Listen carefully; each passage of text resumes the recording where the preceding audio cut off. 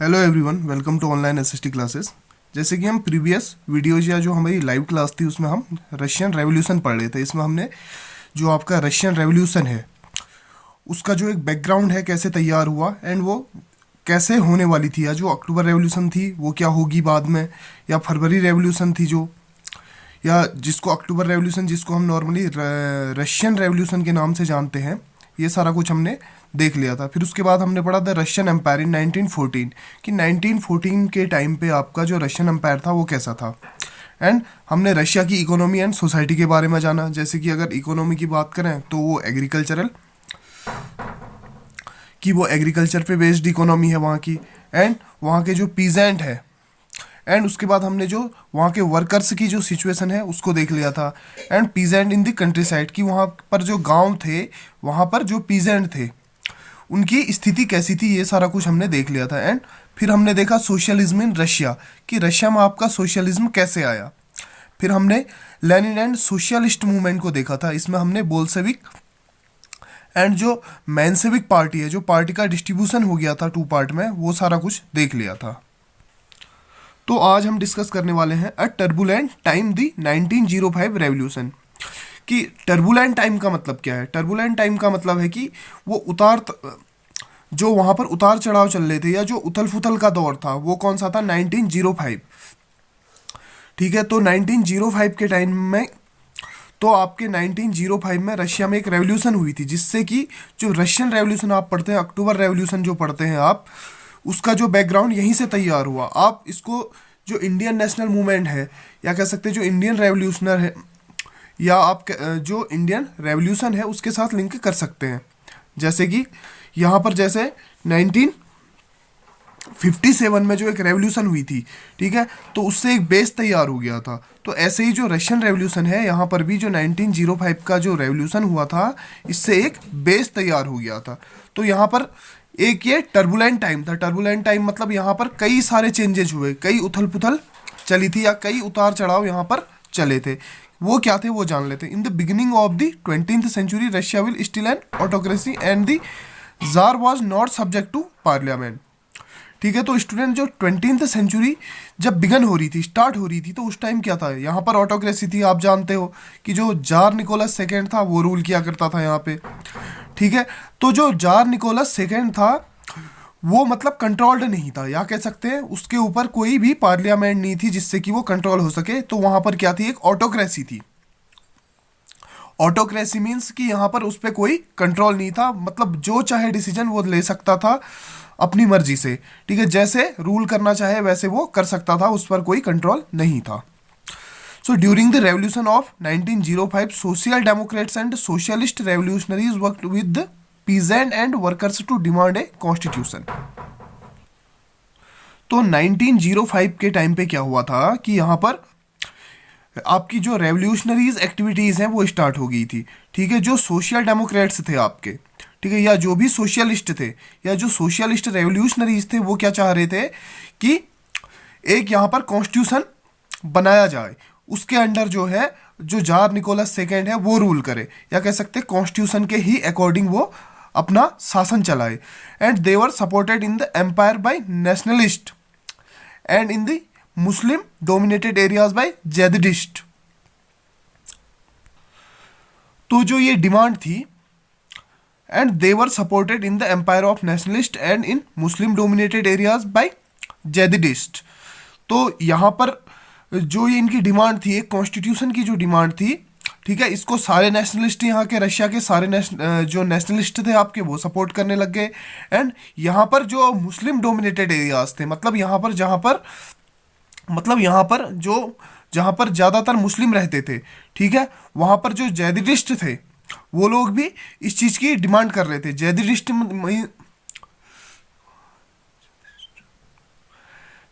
Means आपको समझना होगा कि ऐसे ये रिफॉर्मर थे, मतलब ये मुस्लिम ही थे।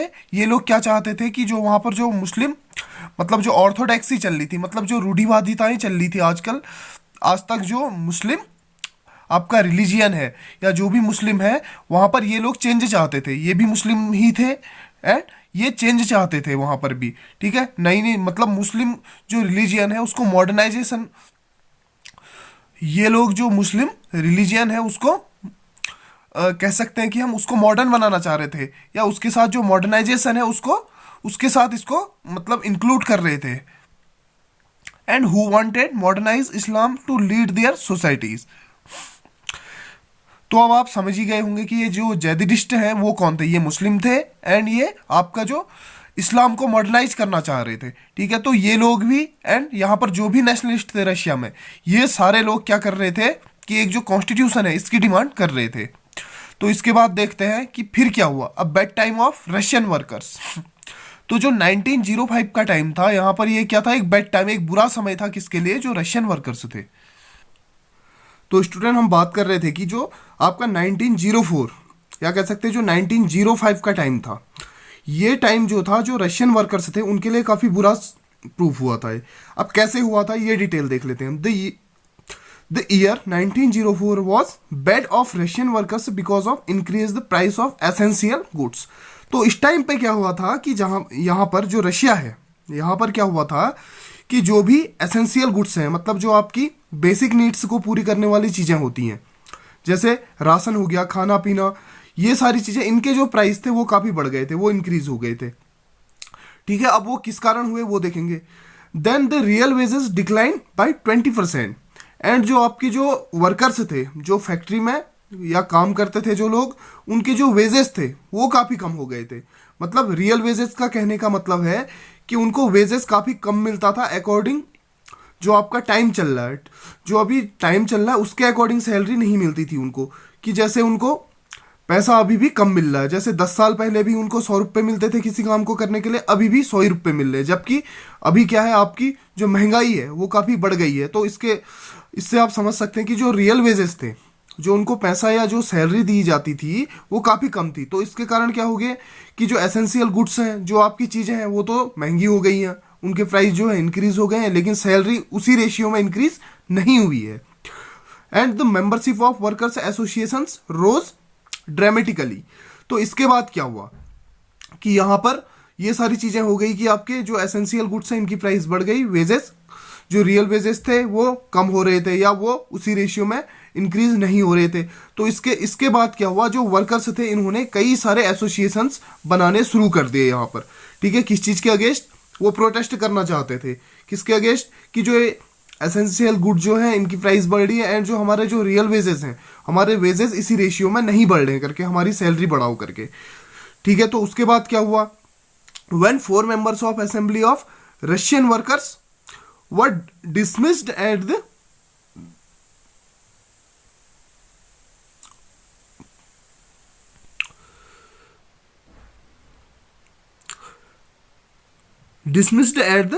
Putilov Iron Works. Thousands of workers went to strike. They demanded a reduction in the working hours to 8 hours. ठीक है, तो इसके बाद क्या है, मैंने जैसे बताया कि यहाँ पर कई सारे एसोसिएशन से बनने लग गए। फिर एक बार एक इंसिडेंट ये हुआ कि जो आपकी जो 4 मेंबर जो थे आपके रशियन असेंबली थी एक। ठीक है, आपको पता है कि यहाँ पर कई सारी असेंबलियाँ या आपको पता है कि यहाँ पर कई सारी असेंबली या एसोसिएशन से बनने लग गए थे। तो एक ऐसी एसोसिएशन थी असेंबली ऑफ रशिया। ठीक है, तो उसके 4 वर्कर्स को क्या कर दिया गया, जो पुतिलो आयरन वर्क्स एक कंपनी थी, एक जो इंडस्ट्री थी, उससे बाहर निकाल दिया गया। ठीक है, तो आपको जैसे असेंबली ऑफ रशियन ये कब फॉर्म हुई थी, तो 1904 में फॉर्म हुई थी, ये याद रखना आपके। तो इसके जो 4 वर्कर्स थे उसको पुतिलो आयरन वर्क से निकाल दिया गया था। तो इसके बाद क्या हुआ, यहाँ पर के जो 1000 ऑफ वर्कर्स, हजारों वर्कर्स स्ट्राइक पे चले गए। उन्होंने किस चीज़ की डिमांड करनी शुरू कर दी कि जो वर्किंग आवर्स है उसको कम करो, उसको कितना करना है, 8 आवर करो बस, एंड इंक्रीज द वेजेस। ठीक है, आपके जो वेजेस हैं, जो हमारी सैलरी है उसको बढ़ाओ। ठीक है, एंड जो वर्किंग कंडीशन है उसको इम्प्रूव करो। तो ये सारी चीज़ें हो रही थी। तो इसीलिए आप कह सकते हैं कि अब bed time for Russian workers, कि आपका जो 1904 या जो 1905 वाला टाइम था, ठीक है, यहाँ पर एक बहुत बुरा टाइम था किसके लिए, रशियन वर्कर्स के लिए। तो इसलिए हम बोल रहे थे कि ये क्या था, एक टर्बुलेंट टाइम पीरियड था 1905 का। तो यहाँ पर से क्या हुआ, एक जो रेवोल्यूशन होनी थी, जो आपकी रशियन रेवोल्यूशन होनी थी, उसके लिए एक बैकग्राउंड तैयार हो गया था। सो अब देखते हैं the incident of bloody Sunday. तो इसके बाद आप देख रहे हो कि चीज़ें सीक्वेंस में हो रही हैं, कोई टफ नहीं है कि चीज़ें सारी सीक्वेंस में हो रही हैं। तो ये सारा कुछ हो गया। इसके बाद क्या हुआ आपका, the incident of bloody Sunday, कि एक ऐसा इंसिडेंट हुआ था संडे को, ठीक है, संडे को एक इंसिडेंट हुआ था, इसलिए वहां पर मतलब कह सकते हैं काफी मतलब आपस में लड़ाई हो गई, या कह सकते हैं एक खूनी संघर्ष था। ब्लेडी संडे का मतलब है खूनी संडे, ठीक है। वहां पर क्या था, कुछ ऐसी एक्टिविटी हुई होंगी कि जिसके कारण काफी मतलब खून बहा होगा, इसलिए हमने इसको ब्लेडी संडे बोल दिया। अब देखते हैं कि इसके अंदर क्या हुआ था इन 1905, ठीक है। सारी चीजें कहाँ पे आकर स्ट्राइक कर रही हैं, 1905 पे, ये आपको ध्यान देना है। In 1905, on one Sunday, the procession of workers led by Father Gaffan reached the winter place of the Tsar in order to present a petition. ठीक है, तो 1905 में क्या हुआ था, संडे का दिन था, ठीक है। आपको कहानी याद रखनी है बस। 1905 को क्या हुआ था, संडे का दिन था। यहाँ पर वर्कर्स, जो ये लोग वर्कर्स थे, ठीक है, आपको पता है कि जो वर्कर्स थे इन्होंने एसोसिएशन बना लिया था, एंड जो जार निकोलस था उससे काफ़ी परेशान थे। क्यों, कि ये सारी चीज़ें हो रही थी एंड ये कोई एक्शन नहीं ले रहा था, ठीक है। तो प्रोसेशन ऑफ वर्कर्स मतलब जो वर्कर्स थे इनका एक जुलूस निकला। इसको लीड कौन कर रहा था, फादर गैपॉन, ठीक है। फादर गैपॉन इसको लीड कर रहे थे। तो ये कहाँ पहुंच गए, इन्होंने मार्च एक जुलूस निकालते हुए ये विंटर पैलेस में पहुंच गए। विंटर पैलेस को क्या चीज़ थी, ये आपको ध्यान देना है कि विंटर पैलेस जो जार निकोलस सेकेंड है इसका महल था, ठीक है। तो यहाँ पर मतलब जो ये प्रॉब्लम चल रही थी इनकी, ठीक है, कि किस चीज़ के लिए, कि जो वेजेस हैं वो कम है, ठीक है, जो एसेंशियल गुड है उसके प्राइस बढ़ गए हैं, एंड आपके जो वर्किंग आवर्स हैं वो बहुत ज़्यादा है। इस चीज़ का मतलब विरोध करने के लिए, प्रोटेस्ट करने के लिए ये चले गए कहाँ, विंटर प्लेस में, ठीक है। इनको लीड कौन कर रहा था, आपको याद रखना होगा, Father Gapon. But they were attacked by police and the Cossacks. तो यहाँ पर क्या किया, जो जार निकोलस सेकेंड है उसने यहाँ पर जैसे ही लोगों को देखा अपने महल के बाहर, उसने पुलिस को मतलब ऑर्डर दे दिया। एंड जो कोसैक्स थे, कोसैक्स मतलब जैसे अभी हमारे यहाँ काफ़ी जो सीक्रेट पुलिस एजेंट नहीं होते उनको कोसैक्स बोलते हैं, ठीक है। तो कोसैक्स ऐसे ही, एंड जो पुलिस थी एंड जो कोसैक्स थे उनको ऑर्डर दे दिया कि इनको कंट्रोल करो, ठीक है। इन पर मतलब गोली चलाने के आदेश दे दिए उन्होंने। तो इन लोगों ने, पुलिस एंड जो कोसैक्स है इन्होंने क्या किया, अटैक करना शुरू कर दिया। तो उसके बाद क्या हुआ, in the incident many workers were killed and bounded, ठीक है। तो इसके बाद क्या हुआ, यहाँ पर उन्होंने गोली चलाई या लाठीचार्ज किया। तो इसके बाद क्या हुआ, कई जो वर्कर्स थे वो मारे गए एंड कई घायल हो गए। This incident is called bloody Sunday. तो अब समझ में आया होगा कि इसी इंसिडेंट को क्या कह सकते हैं, ब्लेडी संडे कहते हैं, ठीक है। क्यों कहते हैं, कि संडे का दिन था, इसी दिन जार निकोलस ने इन पे गोलियां चला दी, एंड ये कहाँ पे प्रोटेस्ट कर रहे थे, जो विंटर प्लेस है वहाँ पर प्रोटेस्ट कर रहे थे। इन started a series of events that become known as the 1905 revolution. तो यहीं पर से, ठीक है, ये जो इंसिडेंट हुआ आपका ब्लेडी संडे का, यहाँ पर से आपका जो एक रेवोल्यूशनरी एक्टिविटी स्टार्ट हो गई है, ठीक है। 1905 में एक बैकग्राउंड तैयार हो गया है, किसके लिए, जो रशियन रेवोल्यूशन है उसका एक बैकग्राउंड तैयार हो गया है, ठीक है।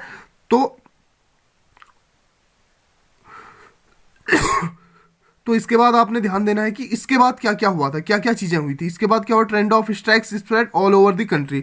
तो जैसे यहाँ पर इंडिया में क्या हुआ था, अगर इंडियन जो नेशनल मूवमेंट थे हमारे, यहाँ पर देखा होगा आपने कि जो जलियांवाला बाग इंसिडेंट हुआ था, तो उसके बाद क्या था कि पूरे ऑल ओवर इंडिया में स्ट्राइक्स होने लगी थी ना। तो ऐसे ही यहाँ पर जो 1905 का रेवोल्यूशन था, इसके बाद पूरे मतलब जो रशिया है यहाँ पर स्ट्राइक्स होने लगी थी, पूरे आपका जो रशिया है यहाँ पर स्ट्राइक्स फैलने लगी थी। एंड फिर क्या हुआ, second step, universities close down when student bodies staged walkouts complaining about the lack of civil liberties, ठीक है। यहाँ पर यूनिवर्सिटी बंद होने लगी, लोग जो स्टूडेंट थे कॉलेज वगैरह में जाना उन्होंने बंद कर दिया। वो कहाँ पर क्या कर रहे थे, वो लोग मतलब वॉकआउट्स, मार्च निकाल लेते, मार्च या जुलूस निकाल लेते, ठीक है। एंड उसके बाद वो लोग क्या कर रहे थे कि उन्होंने मतलब उन्होंने मतलब यूनिवर्सिटी जाना बंद कर दिया, ठीक है। ये सारी चीज़ें प्रोटेस्ट में इंक्लूड हुई, ठीक है। एंड थर्ड पॉइंट है, doctors, lawyers, engineers and other middle class workers established the unions and demanded a constitution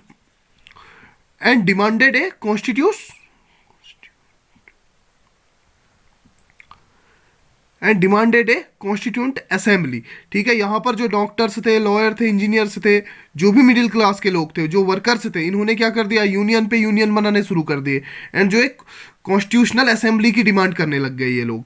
फिर क्या हुआ, during the 1905 revolution the tsar allowed to creation of an elected consultative parliament और Duma. ठीक है, तो इसके बाद जब जार निकोलस सेकेंड ने देखा कि यहाँ पर क्या हो रहा है, रेवोल्यूशन बहुत ज़्यादा बढ़ रहा है, ठीक है, लोग कंट्रोल करने मुश्किल हो रहे हैं, तो उसने एक दिमाग लगाया, उसने एक उसने एक आइडिया निकाला कि अब क्या करते हैं। उसने बात कर दी कि उसने अलाउ कर दिया कि आप क्या है, एक कंसल्टेटिव पार्लियामेंट का इलेक्शन यहाँ पे किया जाएगा। ठीक है, या एक पार्लियामेंट का मतलब सेटअप किया जाएगा। पार्लियामेंट, अगर आपसे पूछा जाए कि जो रशियन पार्लियामेंट है उसका नाम क्या है, तो ड्यूमा। ठीक है, उसको ड्यूमा बोलते थे। तो इसने ये डिक्लेयर कर दिया कि अब हम एक पार्लियामेंट बनाएंगे करके। तो इससे लोगों का गुस्सा थोड़ा ठंडा हुआ। एंड इसके बाद नेक्स्ट पॉइंट क्या था, large number of trade unions and factory committees made up of factory workers also existed for short time.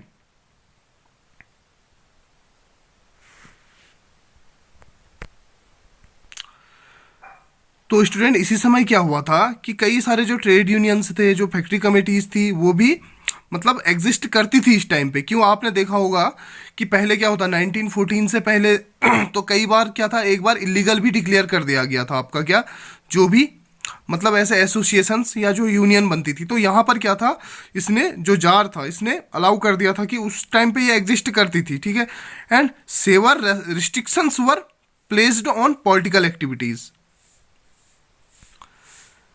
And इसके बाद क्या हुआ कि जो भी पॉलिटिकल एक्टिविटी होती थी जहाँ पर भी, उनको कंट्रोल में करने के लिए उन पे रिस्ट्रिक्शंस लगा दिए थे, किसने, जार ने।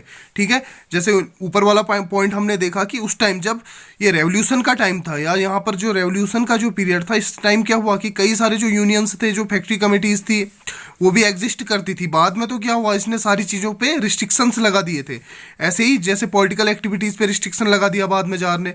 तो ये सारी चीज़ें हुई थी आपका the incident of bloody Sunday. ठीक है, यहाँ पर रेवोल्यूशन स्टार्ट हुआ, उसके बाद क्या क्या हुआ आपने देख लिया कि स्ट्राइक होने लग गए, यूनिवर्सिटीज़ वगैरह, इनका क्या, यहाँ पर लोगों ने जाने से मना कर दिया। डॉक्टर हैं, जो लॉयर हैं, इंजीनियर्स हैं, इन्होंने भी क्या कर दिया, जो कॉन्स्टिट्यूशनल असेंबली है उसकी डिमांड की एंड यूनियन पे यूनियन बनानी शुरू कर दी। ठीक है, यहाँ पर तो फिर जार निकोलस ने क्या किया 1905 में कि उसने मतलब अलाउ कर दिया कि कंसल्टेटिव पार्लियामेंट या जो ड्यूमा है उसका यहाँ पर मतलब फॉर्मेशन किया जाएगा या उसको इस्टेब्लिश किया जाएगा। तो इसके बाद अब देखते हैं कि जो रिएक्शन ऑफ द जार, तो इसके बाद जो जार का रिएक्शन था वो क्या था, जो आपकी रेवोल्यूशन हुई थी ये 1905 में, जो ब्लडी संडे का इंसिडेंट हुआ, उसके बाद जो जार का रिएक्शन था वो क्या था, वो देख लेते हैं एक बार। The tsar dismissed the first Duma within 75 days and the re-elected second Duma within 3 months। तो जार ने पहले क्या किया, जार निकोलस सेकंड ने पहले क्या, हमने अभी बात की कि उसने अलाउ कर दिया था कि जो यहाँ पर पार्लियामेंट का सेटअप किया जाएगा। तो जार ने जो पहली पार्लियामेंट थी उसका सेटअप जब किया तो उसको ही क्या कर दिया 75 डेज के विदिन। ठीक है, उसने क्या किया, जो 75 डेज के ही अंदर उसको डिसमिस कर दिया, जो फर्स्ट ड्यूमा थी। ठीक है, फिर उसने फिर उसने इलेक्शन दोबारा कराया या रिलेक्ट सेकेंड ड्यूमा, उसने जो दूसरी ड्यूमा थी या जो दूसरी पार्लियामेंट थी उसको बनाया, फिर उसको भी क्या कर दिया 3 महीने के अंदर उसे भी बंद कर दिया। क्यों किया, क्या कारण रहा होगा कि यहाँ पर जो भी वो एक ड्यूमा या पार्लियामेंट बनाता था यहाँ पर, तो उसमें लोग क्या थे, उसका अपोज करने लग जाते थे। कई बार उसको लगता था कि मेरी पावर, ये लोग मेरी पावर पे कंट्रोल कर रहे हैं, तो इसीलिए क्या वो डिसमिस कर देता था। And the jar did not want any questioning of his supreme authority. The jar did not want any questioning of his supreme authority. ठीक है, तो जैसे अभी मैंने बात की कि जार क्या चाहता था, ये बिल्कुल नहीं चाहता था कि जो उसकी सुप्रीम अथॉरिटी है, उसकी जो पावर है, उस पर कोई क्वेश्चन करे। And he change the voting laws and fact the third Duma. ठीक है, उसने क्या किया, अब थर्ड ड्यूमा को स्टेब्लिश किया। ठीक है, अब उसने यहाँ पे दिमाग लगाया कि उस जो थर्ड ड्यूमा थी यहाँ पर क्या किया उसने, जो कंजर्वेटिव पॉलिटिशियन थे उनको ही एंट्री दी यहाँ पे। बस कंजर्वेटिव मीन्स हमने बात की थी, कंजर्वेटिव कौन होते हैं, जो राजा है, इसी की जैसी सोच रखने वाले, ठीक है, जो इसी का कहना माने, इसी की जैसी जो सोच रखते हैं, उसको हम कंजर्वेटिव पॉलिटिशियन कहेंगे। तो उसने सिर्फ इसको ही आने दिया, थर्ड ड्यूमा में इनको ही एंट्री दी, and keeping out liberals and revolutionary. जो थर्ड ड्यूमा थी इसमें क्या किया उसने, जो लिबरल्स थे एंड जो रेवोल्यूशनरीज थे उनको बिल्कुल बाहर कर दिया, ठीक है। इस ड्यूमा में, इस पार्लियामेंट में वो थे ही नहीं, कहीं से कहीं तक मेंबर इसके थे ही नहीं वो। तो ये था आपका जार का रिएक्शन, ठीक है। उसने क्या किया इसके बाद, उसने जो ड्यूमा है, जो पार्लियामेंट है, उसका सेटअप किया। फर्स्ट जो ड्यूमा थी 75 डेज में उसको डिसमिस कर दिया, सेकंड ड्यूमा थी 3 महीने के अंदर डिसमिस कर दिया, थर्ड ड्यूमा क्या किया उसने, थर्ड ड्यूमा में जो कंजर्वेटिव पॉलिटिशियन थे उनको ही एंट्री दी। तो अब इसके बाद देखते हैं हम the first world war and the Russian empire. तो अब देख रहे हैं हम the first world war and the Russian empire की। जो फर्स्ट वर्ल्ड वॉर थी, आपको पता होना चाहिए कि फर्स्ट वर्ल्ड वॉर कब से स्टार्ट हुई, 1914 से, ठीक है। अब सीधे हम जंप कर रहे हैं कहाँ, 1905 के बाद सीधे 1914 में, ठीक है। तो इस बीच में ऐसी एक्टिविटीज रही, मतलब आप कह सकते हो 1905 से 1914 के बीच कई सारी रेवोल्यूशनरी ऐसी छोटी मोटी एक्टिविटीज रही, ठीक है। जिसके बाद अब 1917 में आप क्या पढ़ोगे, जो रशियन रेवोल्यूशन, ठीक है। यहाँ पर सबसे बड़ा रेवोल्यूशन होता है, जैसे इंडिया में क्या हुआ था 1942 में क्विट इंडिया मूवमेंट जो स्टार्ट हुआ था, उसके बाद ही क्या हुआ सबसे, मतलब उसके बाद जो ब्रिटिशर्स थे उनको जाना ही पड़ा था। तो ऐसे ही यहाँ पर अब बात कर रहे हैं कि फर्स्ट वर्ल्ड वॉर ने, मतलब कुछ ऐसे इंसिडेंट हुए, ठीक है, एक माहौल बना दिया फर्स्ट वर्ल्ड वॉर ने, कि जो रशियन एम्पायर में इसका क्या इंपैक्ट पड़ा ये देखते हैं। इन 1914 the first world war started between two European alliances. आपको पता होना चाहिए फर्स्ट वर्ल्ड वॉर कि आपके दो अलायंसेस थे, ठीक है, उनके बीच में लड़ा गया था, ठीक है। जो यूरोपियन अलायंसेस थे दो, कौन कौन थे, जर्मनी, ऑस्ट्रिया एंड टर्की। इसको हम बोलते थे सेंट्रल पावर। अगर आप मैप में देखोगे, वर्ल्ड मैप में देखोगे, ठीक है, तो वहां पर जर्मनी, ऑस्ट्रिया एंड टर्की ये है सेंट्रल पावर बोलते थे इनको। एंड किसके अगेंस्ट लड़ रहे थे ये, फ्रांस, ब्रिटेन एंड रशिया, ठीक है। बाद में इसमें इटली एंड रोमानिया भी शामिल हुई थी, ठीक है। तो इसको हम बोलते हैं क्या, वो उसको हमने सेंट्रल पावर्स बोल दिया, इसको अलायंस बोल दिया, ठीक है। ब्रिटेन, फ्रांस, ब्रिटेन एंड जो रशिया थी, एंड बाद में इसमें इटली एंड जो रोमानिया है वो भी इंक्लूड हुई थी। तो इसको हम क्या बोलते हैं, ये अलायंस थे। तो जो फर्स्ट वर्ल्ड वॉर हुआ था आपका किस किस के बीच हुआ था, अलायंस एंड सेंट्रल पावर, ठीक है। So this war was fought at global level को आपको तो आपको पता होना चाहिए कि ये इसे वर्ल्ड वॉर क्यों बोला गया, क्योंकि इसमें इनडायरेक्टली आपका पूरा वर्ल्ड शामिल था, ठीक है। जैसे अब इंडिया भी तो शामिल था फर्स्ट वर्ल्ड वॉर में। आपको पता होना चाहिए कि जो ब्रिटेन है, ठीक है, इंडिया में क्या है, उसकी कॉलोनी थी। तो जो इंडियन थे वो लोग भी, मतलब जो ब्रिटेन की आर्मी जो होती थी उसको ज्वाइन करते थे, फिर वहां पर वो भी लड़ने को जाते थे। तो इसी हिसाब से आपको पता होना चाहिए कि इसलिए इसको वर्ल्ड वॉर बोला गया था। क्यों बोला गया, कि सारे लोग, मतलब डायरेक्टली या इनडायरेक्टली दोनों तरीके से लोग इसमें शामिल थे। सो इसके बाद क्या हुआ, initially the war was popular in Russia and the people supported tsar Nicholas second. तो यहाँ पर एक टाइम पीरियड ऐसा आया 1914 में, एक ऐसा दौर था कि यहाँ पर जब ये फर्स्ट वर्ल्ड वॉर स्टार्ट हो गई, ठीक है, तो मतलब जो रशियन थे ये जर्मनी के लोगों से काफी चिढ़ते थे, ठीक है। तो इस हिसाब से यहाँ पर क्या हुआ कि ये लोग अभी तक जो अपोज कर रहे थे जार निकोलस का, अब क्या करने लग गए, ये इसके सपोर्ट में खड़े होने लग गए। क्यों, जो रशिया था वो भी लड़ रहा था, ठीक है, जर्मनी के अगेंस्ट लड़ रहे थे ये लोग, ठीक है। तो जर्मनी के अगेंस्ट जब लड़ रहे थे तो जार निकोलस को काफी सपोर्ट किया यहाँ के लोगों ने। So the tsar had decide to take the command of the Russian army into his own hand, ठीक है। तो इसके बाद जार ने क्या डिसाइड किया कि उसने जो रशियन आर्मी की कमांड अपने हाथ में ले ली, ठीक है। उसके बाद क्या हुआ, so he left his court and went to the battlefield. तो इसके बाद क्या हुआ, जार निकोलस ने अपना जो महल था, अपना जो कोर्ट था, उसको छोड़ के जो बैटलफील्ड है आपका, मतलब जहां पर लड़ाई होती है वहां पर चले गया, वहां पर से लीड करता था वो पूरे युद्ध को। तो उसके बाद क्या हुआ कि यहाँ पर फर्स्ट वर्ल्ड वॉर स्टार्ट हो गया। तो क्या रहा फर्स्ट वर्ल्ड वॉर में, ये देखते हैं, डिफीट ऑफ रशियन आर्मी। तो यहाँ पर जो फर्स्ट वर्ल्ड वॉर था, जो रशियन आर्मी थी किसके अगेंस्ट लड़ रही थी, जर्मनी के अगेंस्ट लड़ रही थी, आपको पता होना चाहिए, ठीक है। तो यहाँ पर जो रशियन आर्मी थी इसकी हार हुई, कैसे हुई ये देखते हैं। Defeat of Russian army was shocking and demoralising, ठीक है। Russian army lost badly in Germany and Austria between 1914 and 1916। तो यहाँ पर क्या हुआ कि जो रशियन आर्मी थी वो हारने लग गई थी बुरी तरह। किससे? जर्मनी की जो आर्मी थी उससे। ठीक है, यहां पर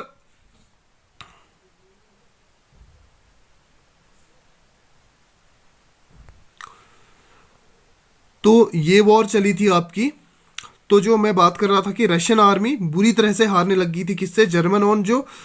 जर्मनी की जो आर्मी है, जो ऑस्ट्रिया की आर्मी है, 1914 से 1916 तक ये वॉर चली थी। इसमें जो रशियन आर्मी थी वो काफ़ी मतलब हार रही थी, या उसके काफ़ी सोल्जर जो थे मर रहे थे। And there were over 7 million Russian casualties by 1917। ठीक है, तो यहाँ पर क्या हुआ कि 7 मिलियन मतलब 70 लाख कैजुअलिटीज हो गई। जो रशियन सोल्जर थे इतने लोग इसमें मतलब कुछ घायल हो गए, कुछ मर गए 1917 में। As they retreated, the Russian army destroyed crops and building to prevent the enemy from being able to live off the land। तो यहाँ पर क्या हुआ कि यहाँ पर ये लोग जो रशियन कैजुअलिटीज हो गई, इतने सारे सोल्जर मरने लग गए।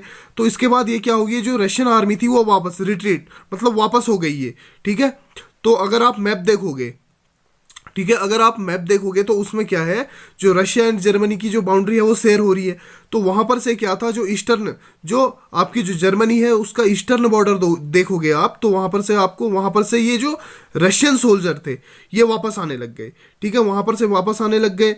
ठीक है, तो उसके बाद क्या किया, जो रशियन आर्मी थी इसने ही अपनी ही क्रॉप्स जो है उसको डिस्ट्रॉय करना शुरू कर दिया, एंड जो अपनी बिल्डिंग थी, ठीक है, उसको डिस्ट्रॉय करना शुरू कर दिया। अब आप ये सोच रहे होंगे कि जो रशियन आर्मी थी इन्होंने ऐसा क्यों किया कि अपनी ही क्रॉप को डिस्ट्रॉय कर रहे हैं, अपनी बिल्डिंग्स को डिस्ट्रॉय कर रहे हैं। तो ये पीछे की तरफ भाग रहे थे, तो इनको लगा कि जब जर्मनी की आर्मी यहाँ पर आएगी तो उनको क्या है, जो हमारी क्रॉप्स है इससे उनको खाने को राशन वगैरह मिल जाएगा, बिल्डिंग्स जो है उसमें उनको छुपने का मौका मिल जाएगा। तो वो जानबूझ के जो क्रॉप्स हैं, जो बिल्डिंग्स हैं, उनको तोड़ रहे थे या बर्बाद कर रहे थे। एंड जो वहाँ पर जो रशियन पीपल थे, जो रशियन सिटीजन थे, उनको पीछे ले जाया जा रहा था, अपने ही साथ मतलब पीछे की तरफ को ले जाया जा रहा था। तो इसके बाद क्या हुआ, it led to over 3 million refugees in Russia. तो इसके बाद क्या हुआ, जो लोग जहां पर जो बॉर्डर वाला एरिया था, जहां पर लोग, अगर हम रशिया की बात करें, अगर रशिया का जो वेस्टर्न साइड है उसकी बात करें, तो वहां पर के जो लोग थे, ठीक है, जर्मनी का तो क्या हो गया, ईस्टर्न साइड हो गया, रशिया का क्या हो गया, वही वेस्टर्न साइड हो गया। तो जो अगर रशिया की बात करें, जो वेस्टर्न साइड है, तो वहां पर के जो लोग थे 3 मिलियन मतलब 30 लाख लोगों को रिफ्यूजी बना दिया गया रशिया में। क्यों? उनकी जो फसल थी, उनके जो घर थे, वो तो बर्बाद हो चुके थे। ठीक है, तो उनको पीछे की तरफ वापस लाया गया, वो रिफ्यूजी हो गए। तो यहाँ पर कई सारी दिक्कतें होने लग गई थी। ठीक है, तो इस युद्ध में, या ये जो फर्स्ट वर्ल्ड वॉर था, इसमें रशिया को काफ़ी प्रॉब्लम्स हुई। ठीक है, यहाँ पर राशन की मतलब भुखमरी तक की स्थिति आ गई थी, खाने को राशन नहीं था। ठीक है, आपको पता है कि प्राइसेस वैसे ही क्या हुए थे, मतलब जो भी आपके इनिशियल गुड्स होते हैं, ठीक है, या जो आपके एसेंशियल गुड्स होते हैं, उनकी प्राइस वैसे ही बढ़ चुकी थी, एंड जो वेजेस थे कम थे। तो इस टाइम पे क्या था, जो इंडस्ट्री वगैरह थी उसमें भी क्या था, इंडस्ट्री का काम इतना चल नहीं रहा था, क्योंकि अधिकतर लोग फर्स्ट वर्ल्ड वॉर में इंक्लूड होने लग गए थे। तो इसके बाद क्या हुआ, the situation dishonoured the government and the tsar, soldiers did not wish to fight such a war. ठीक है, तो इसके बाद क्या हुआ, तो लोग क्या हो गए, मतलब सिचुएशन जो है जार निकोलस सेकेंड के अगेंस्ट होने लगी। ठीक है, लोग उससे अब नफरत ज़्यादा करने लग गए थे। उनको लगा कि इतनी सारी कैजुअलिटी हो रही है, एंड हमारा जो राजा है जार निकोलस सेकेंड, ये क्या कर रहा है, इससे चीज़ों को संभाला नहीं जा रहा है। ठीक है, अब जो सोल्जर थे, आपके जो सैनिक थे, वो भी क्या करने लग गए थे, वो भी अब यह विश नहीं कर रहे थे कि अब उनको लड़ाई में जाना पड़े। वो मतलब इतनी बुरी तरह थक गए थे, एंड वो डर गए थे। ठीक है, अब इस वॉर का जो इम्पैक्ट हुआ वो क्या हुआ, वो देख लेते हैं। सो इम्पैक्ट ऑफ दी वॉर की जो फर्स्ट वर्ल्ड वॉर थी, कब हुई, 1914 में। ठीक है, इसमें रशियन आर्मी की बहुत बुरी हालत हो गई थी। तो इस वॉर के जो इम्पैक्ट रहे थे वो क्या रहे थे, ये देख लेते हैं। The war had a sewer impact on industry. ठीक है, जैसे मैंने बात की कि जब वॉर चल रही थी, तो जो इंडस्ट्री है, सबसे ज़्यादा इम्पैक्ट किस पे पड़ा, इंडस्ट्री पे पड़ा। यहाँ पर प्रोडक्शन हो नहीं रहा था। क्यों नहीं हो रहा था, क्योंकि जो इसका रॉ मटेरियल था आपका, इसको कौन सप्लाई करता था, जैसे ब्रिटेन कर रहा है। ठीक है, आपका ब्रिटेन कर रहा है, फ्रांस इसको सप्लाई कर रहा है। तो वो कहाँ से होते हुए आते थे, बाल्टिक सी से होते हुए आते थे। अगर आप मैप में देखोगे तो रशिया को आने के लिए, ठीक है, बाल्टिक सी से होते हुए आते थे यहाँ पर। एंड ठंडी के विंटर सीजन में क्या होता था, अगर जो ऊपर से आते थे, नॉर्थ अटलांटिक सी से जब वो आ रहे हैं, तो वहां पर क्या होता था, वहां पर पूरी बर्फ जम जाती थी, उसके कारण वो रूट पूरा बंद हो जाता था। तो यहाँ पर क्या हुआ, बाल्टिक सी से आते थे, बाल्टिक सी कहाँ, जर्मनी से होते हुए पड़ता था। तो जो बाल्टिक सी था वहां पर क्या था, जर्मनी ने उसको ब्लॉक कर दिया, तो यहाँ पर रॉ मटेरियल नहीं पहुंच पा रहा था। तो इस हिसाब से क्या हुआ कि यहाँ पर सबसे ज्यादा इम्पैक्ट जो है इंडस्ट्री पे देखने को मिला। And the country was cut off from other supplies of industrial goods by the Germans, कि जर्मन्स ने, अभी बात की मैंने, सारा चीज मतलब जो रास्ता था वो रोक दिया, ठीक है। And by 1916 railways line began to break down, ठीक है। यहाँ पर क्या हुआ, 1916 में ही क्या हुआ, जो रेलवेज लाइन थी, ठीक है, जो वो बन रहे, अभी तक जो रेलवेज लाइन थी सबसे ज्यादा बनाई जा रही थी, तो उनको उनका क्या हो गया, ब्रेक डाउन हो गया, वो उसका काम रुक गया। क्योंकि लोग क्या थे, जो वर्ल्ड वॉर थी उसमें इंक्लूड होने लग गए थे, इतना पैसा था नहीं कि चीज़ों को सुधारा जा सके, तो रेलवे लाइन मतलब कम होने लग गई, ठीक है। तो कम होने लगी तो उससे क्या हो गया, अगर रेलवे ही प्रॉपर वर्क नहीं करेगा तो जो भी रॉ मटेरियल था, कई सारी चीज़ें किससे आती थी, रेलवे के थ्रू आती थी, तो वो सारी बंद हो गई।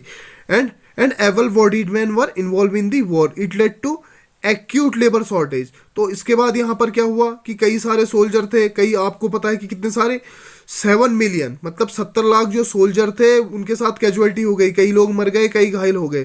तो यहाँ पर क्या किया, जिनका ठीक ठाक शरीर था उनको क्या किया जाने लग गया, वॉर में इन्वॉल्व किया जाने लगा, जबरदस्ती उनको भर्ती करके उनको वॉर में शामिल किया जाने लग गया। तो इससे क्या हुआ, हो गया, जो इंडस्ट्री वगैरह थी वहाँ पर एक्यूट लेबर शॉर्टेज, यहाँ पर जो लेबर थे उनकी शॉर्टेज होने लगी। उसके बाद क्या हुआ, लार्ज नेक्स्ट पॉइंट, उसके बाद क्या इंपैक्ट हुआ, larger supplies of grain were sent to feed the vast army, ठीक है। यहाँ पर अधिकतर जो ग्रेन थे, अधिकतर जो राशन था आपका, वो किसको सप्लाई किया जाता था, वो आपका जो आर्मी को सप्लाई किया जाने लग गया। क्यों, वो लोग लड़ रहे हैं। तो इससे क्या होने लग गया, फूड स्कैरेसिटी बिकम कॉमन, ठीक है। फूड स्कैरेसिटी मतलब जो राशन है, जो खाने की चीजें हैं, उसकी कमी होने लगी। एक तो यहाँ पर ग्रेन वगैरह इतना इसका प्रोडक्शन किया नहीं जा रहा था, एंड जो आपका जो इसकी फ्रांस एंड जो ब्रिटेन से आ रहा था जो ग्रेन, उस पर क्या कर दिया था, रास्ता किसने रोक लिया था, जर्मनी ने रोक लिया था, तो सप्लाई हो नहीं पा रहा था। So which sometimes led to riots in bread shops. तो उसके बाद क्या होने लग गया, जैसे मैंने बात की कि यहाँ पर जो ब्रेड शॉप्स होती थी, ठीक है, जो दुकानें होती थी वहां पर, जहां पर ब्रेड मिलता था वहां पर दंगे होने लग गए, रायोट्स होने लग गए थे, ठीक है। क्यों, फूड स्कैरसिटी हो गई थी, राशन की कमी हो गई थी। तो स्टूडेंट आपने ये देख लिया कि the first world war and the Russian empire की कैसी कंडीशन थी, रशियन आर्मी की कैसे डिफीट हुई, कैसे हार गई वो, ठीक है। And impact of the war, ठीक है, कि आपके जो इम्पैक्ट वॉर के, जो ये फर्स्ट वर्ल्ड वॉर थी, इसके क्या इम्पैक्ट पड़े रशिया पे। एंड नेक्स्ट वीडियो में हम अब बात करेंगे the February revolution and Petrograd.